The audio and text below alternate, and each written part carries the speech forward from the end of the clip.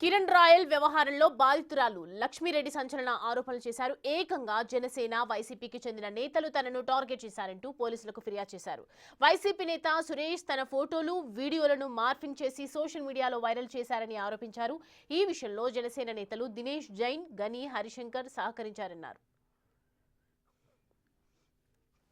2022లో నా దగ్గరికి గని, దినేష్ జైన్ వచ్చి నీకు కిరణ్కి సంబంధించిన వీడియోలు, ఫోటోలు ఉంటే ఇవ్వండి, అవి పవన్ కళ్యాణ్ గారి దగ్గరికి తీసుకెళ్ళి మీకు న్యాయం జరిగేలా ఉంటుంది అని చెప్పి నా దగ్గర నమ్మించి వీడియో తీసుకెళ్ళాడు. అప్పుడు నేను నమ్మకపోతే నా ఫ్రెండ్ అయిన హరిశంకర్ దగ్గర కాల్ చేపించి నీకు న్యాయం చేపిస్తామని చెప్పి తీసుకెళ్లారు. ఆ తర్వాత 2025లో ఎప్పుడైతే నా ఆర్థిక పరిస్థితి ఇదయ్యి నేను సూసైడ్ చేసుకునే పరిస్థితి వచ్చిందో, నేను హాస్పిటల్లో ఉన్న 2 డేస్లో నా పర్మిషన్ లేకుండానే ఆ వీడియోస్ అనేవి రిలీజ్ చేయడం జరిగింది. అవి వచ్చినప్పటి నుంచి నా కుటుంబం కానీ, నేను కానీ, నా పిల్లలు కానీ ఎంతో సఫర్ అవుతున్నాం. ఆ తర్వాత జరిగిన విషయాలు అందరికీ తెలిసిందే. ఎన్నో సమస్యలు పడి మేము కోర్టు ద్వారా అన్ని సెటిల్మెంట్ చేసుకోవడం కూడా జరిగింది. ఈ సందర్భంలో మళ్ళీ ఎక్కడ ఏం జరిగినా కూడా ఆ వీడియోస్, ఫొటోస్ని వాళ్ళకి తగిన విధంగా మార్ఫింగ్ చేసుకుంటూ రిలీజ్ చేస్తూ నన్ను, నా బిడ్డల్ని చాలా బాధ పెడతా ఉన్నారు. ఇందులో గని, దినేష్ జైన్ ఇద్దరు కలిసి చేసిందే. ఆ తర్వాత వాళ్ళు వైసీపీకి సంబంధించిన పసుపులేటి సురేష్కి ఇవన్నీ కూడా ఇవ్వడం జరిగింది. ఇప్పుడు ఆ మీడియా ద్వారానే ఎక్కడ ఏం జరిగినా కూడా నగే రిపీట్ అవుతూనే వస్తున్నాయి. దీని ద్వారా చాలా మానసికంగా నలిగిపోతున్నాం నేను ఇప్పుడు కూడా కంప్లైంట్ ఇవ్వడానికి వచ్చాను. ఎందుకంటే ఇలాంటివి జరగకూడదు, అవన్నీ డిలీట్ చేయమని నేను ఆల్రెడీ చెప్పాను. నేను రిక్వెస్ట్ చేసుకున్నాను, డిలీట్ చేస్తామని చెప్పి కూడా వాళ్ళు చేయలేదు. మళ్ళీ నేను అడుగుతుంటే వాళ్ళు అసలు పట్టించుకోవట్లేదు. అందుకే నేను ఇప్పుడు వచ్చి కంప్లైంట్ ఇవ్వడానికి వచ్చాను. మళ్ళీ కానీ ఇవి ఇలానే రిపీట్ అవుతూ ఉంటే నేను ఎంత యాక్షన్ ఉన్నా తీసుకోవడానికి చాలా రెడీగా ఉన్నాను. దయచేసి అవన్నీ డిలీట్ చేయాలనేసి సిఏ గారిని కూడా కోరడం అనేది జరిగింది. గతంలో మార్ఫింగ్ ఫోటోస్, వీడియోస్ ను డిలీట్ చేయాలని వారిని ఎన్నోసార్లు వేడుకున్నానని, టైం వచ్చినప్పుడు తామే డిలీట్ చేస్తామని, సైలెంట్ గా ఉండమని తనపై ఒత్తిడి తెచ్చారని లక్ష్మీరెడ్డి వాపోయారు.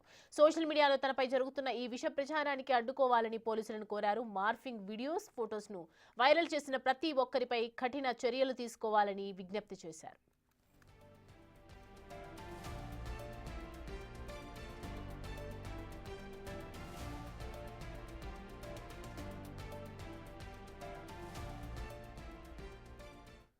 రైట్, ఈ అంశానికి సంబంధించి పూర్తి డీటెయిల్స్ మా ప్రతినిధి దామోదర్ అందిస్తారు. దామోదర్, కిరణ్ రాయల్ వ్యవహారంలో ఒకవైపు లక్ష్మీరెడ్డి సంచలన ఆరోపణలు చేస్తున్నారు. దీనికి సంబంధించి నేతలు ఏమైనా రియాక్ట్ అవుతున్నారా? అసలు ఆరోపణల వెనుక వాస్తవాలు ఏ విధంగా ఉన్నాయి?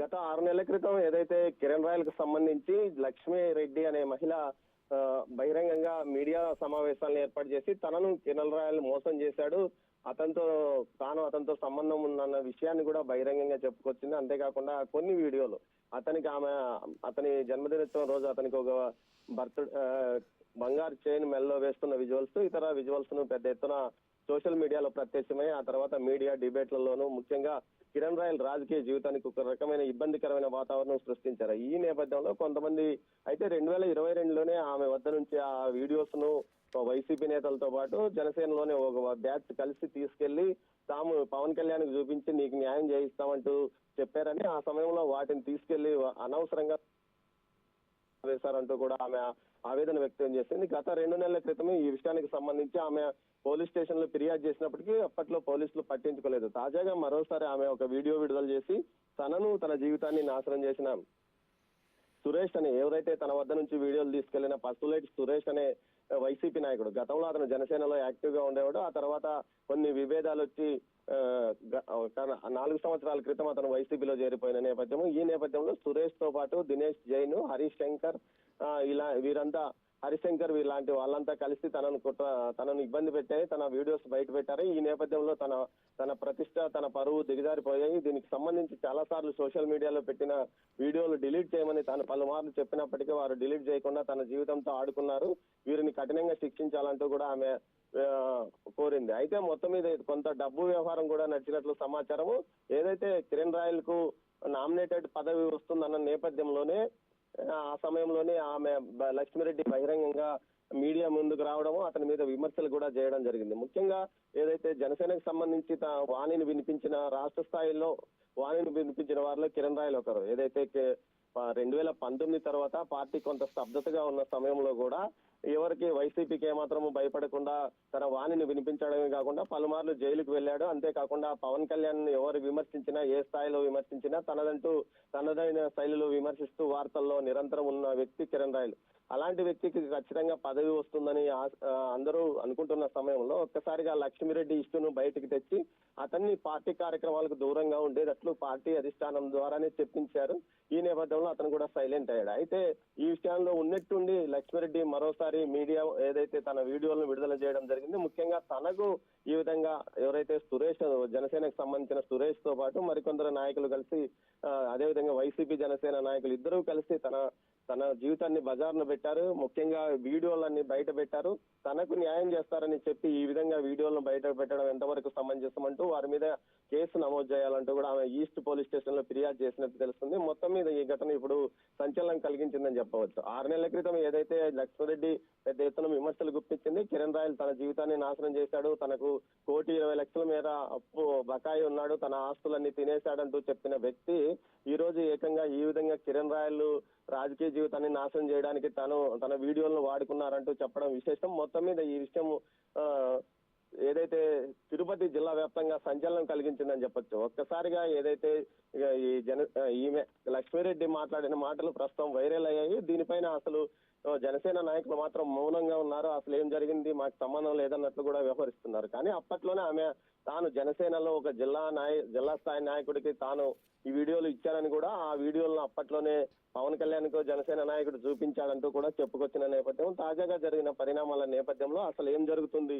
జనసేనలో ఆమె ఆరోపించిన నాయకుల్లో ఎవరైతే తన వద్ద వీడియోలు తీసుకుని తనను ఇబ్బంది పెట్టారని చెప్తున్న నాయకుల్లో ఒకరికి నామినేటెడ్ పదవి కూడా ఏదో ఈ 2 రోజుల క్రితం ప్రకటించినట్టు సమాచారం. ఈ నేపథ్యంలో ఆ పదవిలో అతన్ని కొనసాగిస్తారా, లేకపోతే అతన్ని కూడా పార్టీ నుంచి బయటకు పంపిస్తారా, లేకపోతే ఈ విషయం మీద ఏదైతే జనసేన క్రమశిక్షణ కమిటీ ఎలాంటి చర్యలు తీసుకుంటుందన్న సస్పెన్స్ ప్రస్తుతం నెలకొల్పింది. ముఖ్యంగా ఏదైతే కిరణ్ రాయల్ ను పార్టీ కార్యక్రమాలకు దూరంగా ఉండాలని చెప్పిన అధిష్టానం ఇప్పుడు అతన్ని తిరిగి యాక్టివ్ కమ్మని చెప్తుందా, లేకపోతే మరోసారి ఈ విషయంలో పునరాలోచిస్తుందా అన్న చర్చ మాత్రం నడుస్తుంది. మొత్తం మీద కిరణ్ రాయల్ లక్ష్మిరెడ్డి వ్యవహారం గతంలో పెద్ద ఎత్తున సంచలనం కలిగించగా తాజాగా జరుగుతున్న పరిణామాలు కిరణ్ రాయల్ కు అనుకూలంగా మారే అవకాశం ఉందని రాజకీయ పరిశీలకులు అంటున్నారు. అయితే దామోదర్, ఒకవైపు ఇప్పుడు కిరణ్ రాయల్ అసలు తప్పు చేశాడా, అసలు ఏ రకంగా పార్టీలో మళ్ళీ చొరవ తీసుకోవాలేలా, ఒకవేళ డిసిషన్ తీసుకోవాలన్నా ఏదైతే లక్ష్మిరెడ్డి ఉందో తను జిల్లా స్థాయి నాయకుడికి ఇంతకు ముందు కూడా నేను ఫిర్యాదు చేశాను, దీనికి సంబంధించి కంప్లైంట్ చేశాను అని చెప్తూ ఉంది కదా, ఆయనను సంప్రదించే అవకాశాలు ఉన్నాయనుకోవచ్చా? ఏదైతే మొత్తం మీద చూస్తే గతంలో చాలా కాలం నుంచి ఉమ్మడి చిత్తూరు జిల్లాకు సంబంధించి జనసేనలో కార్యకర్తల కంటే గ్రూపులు ఎక్కువగా కొనసాగాయి. ముఖ్యంగా 10 మంది నాయకులు అనుచరులు లేని వ్యక్తులు కూడా గ్రూపులుగా రాజకీయాలు చేయడం మొదలు పెట్టారు. ఆ తర్వాత పరిణామాల నేపథ్యంలో కేవలం పవన్ కళ్యాణ్ చూస్తే ఇక్కడ ఆ పార్టీకి సంబంధించి ఇమేజ్ క్లియర్ గా ఉంది. ఈ నేపథ్యంలో కొంత యాక్టివ్ గా ఉన్న నాయకులు ఒకరినొకరు మీద ఒకరిని ఆరోపణలు చేసుకోవడం, ఒకరినొకరు వెన్నుపోటు పొడుచుకోవడం లాంటి ఘటనలు పెద్ద ఎత్తున జరిగాయి. ఆ నేపథ్యంలోనే కిరణ్ రాయల్ కొంత రాజకీయంగా యాక్టివ్ గా ఉండడము, మీడియా ముందు ఎక్కువగా పార్టీ వాణిని వినిపించడం, అదేవిధంగా పార్టీకి సంబంధించి అటు జగన్ నుంచి స్థానిక కింది స్థాయి నాయకుడి వరకు ప్రతి ఒక్కరిని గతంలో ఆయన వైసీపీ నేతలను విమర్శించడమే టార్గెట్ గా పెట్టుకొని విమర్శించాడు. దీనికి తగ్గట్టు ఎక్స్పోజ్ కూడా పెద్ద ఎత్తున అయ్యాడు. ఈ నేపథ్యంలో అతన్ని టార్గెట్ చేసిన జనసేనలోని కొంతమంది నేతలు లక్ష్మిరెడ్డి యొక్క వ్యవహారాన్ని లక్ష్మిరెడ్డి ద్వారా లక్ష్మిరెడ్డి వద్ద ఉన్న వీడియోలను తీసుకుని వచ్చి ఏదైతే అతన్ని దెబ్బ కొట్టడానికి ప్రయత్నించారో, అయితే తర్వాత జనసేన పార్టీ కూటమి ద్వారా అధికారంలోకి భాగస్వామ్యం కావడం, ఆ తర్వాత ఏదైతే ఎమ్మెల్యే టికెట్ ఆశించిన కొంతమంది నాయకులతో పాటు కిరణ్ రాయల్ కూడా నామినేటెడ్ పదవులు ఇస్తారని అప్పట్లో ప్రచారం కూడా జరిగింది. ఇక నామినేటెడ్ పదవుల ఏదైతే ఇవ్వడం మొదలు పెట్టిన సమయంలోనే ఈ విధంగా లక్ష్మిరెడ్డి వ్యవహారం బయటకు రావడం, లక్ష్మిరెడ్డి తనను 1,20,00,000 రూపాయలు తన దగ్గర నుంచి తీసుకున్నాడు, అంతేకాకుండా తనను అనేక రకాలుగా వాడుకున్నాడంటూ కూడా ఆమె ఆరోపించడం అప్పుడు పెద్ద ఎత్తున సంచలనం కలిగించింది. దీంతో పార్టీ క్రమశిక్షణ సంఘం ఈ పార్టీ కార్యక్రమాలకు కొద్ది రోజులు మేము చెప్పేంత వరకు దూరంగా ఉండు, పార్టీ నుంచి సస్పెండ్ చేయకుండా కొంత దూరంగా ఉంచడం మాత్రమే జరిగింది. ఈ నేపథ్యంలో తాను నిర్దోషిని, తనకు పార్టీకి మచ్చ తెచ్చే విధంగా తాను ఏనాడు వ్యవహరించలేదని కిరణ్ రాయల్ పలుమార్లు చెప్పుకుంటున్నాడు. అయినా అతను పార్టీ వ్యవహారాలతో కంటే ఎక్కువగా పవన్ కళ్యాణ్ గానీ అదే టీటీడీ వ్యవహారాల మీద ఇప్పటికీ మీడియా ఎదుట గానీ ఇతర విషయాల్లో గానీ యాక్టివ్ గానే ఉన్న పరిస్థితి. ఇలాంటి పరిస్థితుల్లో ఒక్కసారిగా లక్ష్మిరెడ్డి వ్యవహారం బయటకు రావడం, లక్ష్మిరెడ్డి మరోసారి తనను అనేక మంది ఏదైతే జనసేన నాయకులతో పాటు వైసీపీ నాయకులు కలిసి తన వీడియోలను బయటకు తీసుకొచ్చి తనను 2022లో తీసుకున్న వీడియోలను బయట పెట్టి ఆ తర్వాత కిరణ్ రాయలతో పాటు తనను కూడా పరువు ప్రతిష్టలు దిగజారే విధంగా చేశారంటూ వారిపైన చర్యలు తీసుకోవాలని ఈస్ట్ పోలీస్ స్టేషన్ లో ఫిర్యాదు చేయడం జరిగింది. కొంత మొత్తం డబ్బులు ఇస్తామని ఆమెకు ఆశ చూపినట్టు సమాచారం. ఏదైతే ఆమె దగ్గర ఉన్న వీడియోలకు కొంత రేటు పెట్టి కొనుగోలు చేయడానికి ప్రయత్నించారు, కొంత అడ్వాన్స్ గా ఇచ్చారు, తిరిగి మొత్తం చెల్లించకపోవడంతోనే ఈ వ్యవహారం నడిచినట్లు ప్రచారం కూడా జరుగుతుంది. మొత్తం మీద అసలు ఏం జరిగిందో తెలియదు కానీ ఆమె ఉన్నట్లుండి 2 నెలల క్రితమే ఈ వ్యవహారం మీద ఆమె కేసు పెట్టడంతో పాటు తర్వాత ఎవరైతే తన వద్ద నుంచి వీడియోలు తీసుకున్నారో అటు వైసీపీ జనసేన నేతలను వారిపై చర్య తీసుకోవాలి. వారు ఈ వీడియోలను సోషల్ మీడియాలో పెట్టారు కాబట్టి వారిపైన ఖచ్చితంగా ఐటీ యాక్ట్ ప్రకారం చర్యలు తీసుకోవాలని కోరింది. ప్రస్తుతం ఏదైతే లక్ష్మిరెడ్డి తన ఉపాధి కోసం ఆమె ఏదైతే చెన్నై నగరంలో ఉంటున్నట్లు తెలుస్తోంది. మొత్తం మీద అయితే ఆమె ఈ ఇష్యూ ద్వారా ఒక్కసారిగా ఇటు తిరుపతి నుంచి దూరమై తన పిల్లల్ని తీసుకుని చెన్నై నగరంలో నివాసం ఉంటూ ఉపాధి కోసం ఏదో చిన్న పనులు చేసుకున్నట్టు సమాచారం. Right, thank you Damodar.